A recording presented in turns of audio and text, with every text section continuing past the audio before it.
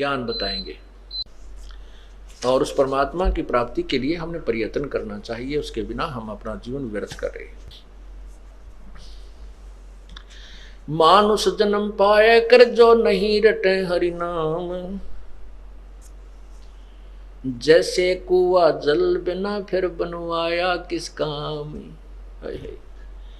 मनुष्य जन्म पा करके प्राप्त करके यदि हमने परमात्मा की भक्ति नहीं की तो हमारा मानव शरीर ऐसा है जैसे किसी कुएं में जल ना हो और बाकी सारी उसके पक्का भी बना रखा है और उसके ऊपर बड़े अच्छे चित्र भी बना रखे हैं,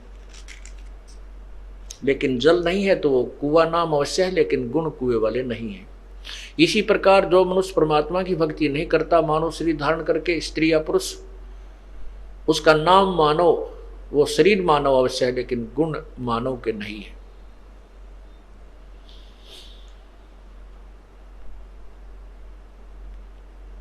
ग्रीव अरब खरब लग दर्व है,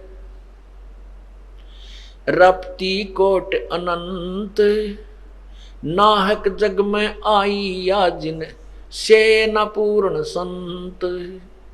अरब खरब लोग धन है और करोड़ों जिसके हाथी हैं और जिसने पूर्ण संत की साधना के बताए अनुसार पूर्ण परमात्मा की भक्ति नहीं की, वो तो व्यर्थ में इस संसार में आया, अर्थात उसको उसका मानव जीवन व्यर्थ है।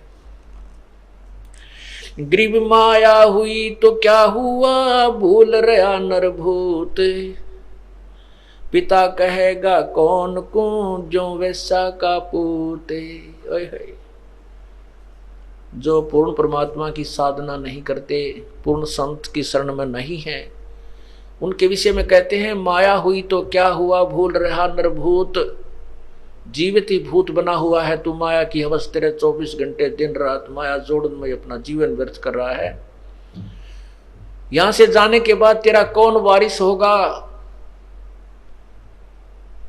कहते हैं मेरे मन मूर्खा भाई, गुरु बिन जागा कौन सी घाटी। मेरा मन मूर्खा भाई, गुरु बिन जागा कौन सी घाटी। फिर कहते हैं बैल बने कंगाल का, तेरे कड़पा बाजा लाठी। मेरा मन मूर्खा भाई, गुरु बिन जागा कौन सी घाटी।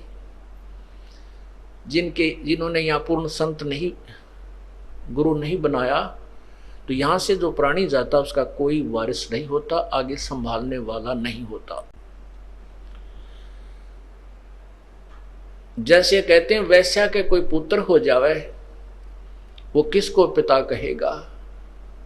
पुण्यात्माओं, ये बहुत गहरी बात कही है प्रभु ने अपनी वाणी में कि जिस प्रकार हम व्यभिचारिणी भक्ति कर रहे हैं, अव्यभिचारिणी भक्ति होती है केवल एक परमात्मा की साधना, अन्य भगवानों देवताओं की पूजा नहीं करनी चाहिए। तो कहते हैं जैसे व्यभिचारिणी औरत वैश्या होती है, उसके पुत्र हो जाता है तो किसको पिता कहेगा, कोई वारिस नहीं बनेगा। तो इसी प्रकार जिन्होंने पूर्ण संत और एक प्रभु की साधना नहीं की, वो साधक भी और जो साधना नहीं करते वो भी, चाहे कितने धनपति हैं, कितने उनके पास संपत्ति है और कितने ही वो माया में लीन है, कितनी माया उनके पास है, यहां से जाएंगे तो कहते हैं आगे जाकर उनका कोई ठिकाना नहीं। आगे गए ना बावड़े, रहते भी सब जाही, बिन साहेब की बंदगी कहीं ठोर ठिकाना नहीं। जैसे मोती जैसा मोती ओस का, ऐसी तेरी आवे, गरीबदास कर बंदगी भाई भौर ना ऐसा दाव। ऐसा दाव, ऐसा मौका, ऐसा चांस मनुष्य शरीर और फिर ये तत्व ज्ञान, और अब भी तुम पीछे रहोगे। कहते फिर परमात्मा ना संभाले तुमने कई हजारों वर्षों तक, हजारों युगों तक नहीं संभालेगा, क्योंकि आप रिजेक्ट कर दिए जाओगे कि इतना कुछ होने के बावजूद भी, और फिर अपनी अज्ञानता और अपने ही ज्ञान के ऊपर आधारित होकर के अपने आप ही चले, संत की एक भी नहीं मानी। क्यों कुछ दिनों के बाद परमात्मा इतना सुख दे देता है, यूं सोचा है बस मौज माजरी है, और ऐसे ही होना था, नहीं, यही भूल समाप्त कर देना कि प्रभु के चरणों में आने के बाद जो आपने पुण्यदान किया है, ये हो सकता है आपका इस जीवन भी चल सके और 1-2 जीवन और भी चल सकता है, इतना पुण्य हो जाता आपका। लेकिन जिस दिन से आप संत से विमुख हो जाते हैं, उसी दिन आपका फुल स्टॉप हो जाता है। आप जो परमात्मा की मर्यादा को भंग कर देते हो, अपने मनमुखी शुरू हो जाते हो, उसी दिन से आपकी भक्ति पर फुल स्टॉप लग जाता है आगे की। जब तक आप पुनः उपदेश प्राप्त नहीं कर लेते, उपदेश प्राप्त कर लेने मात्र से भी नाम नहीं जुड़ जाता। परमात्मा कहते हैं, इन बातों क्या पाइए कर सतगुर नजर निहाल, राजी कर सतगुर रूठे नू। ठीक है, कोई भक्त है, पहले लगा हुआ है, फिर उसने बीच में बकवाद कर दी, दोबारा भी चौथा भी नाम ले जाता है। जब तक इस दास हृदय से उसको उपदेश नहीं देता, तब तक उसका पुनर्नाम सब नहीं जुड़ पाएगा। ये मेरे बस की बात नहीं, ये परमात्मा की ही प्रेरणा अंदर से होती है। नाम अवश्य दे दिया जाता है, क्योंकि हमारा स्वभाव है कि हो सकता है ये बालक फिर सुधर जाए, बच्चा भगवान का।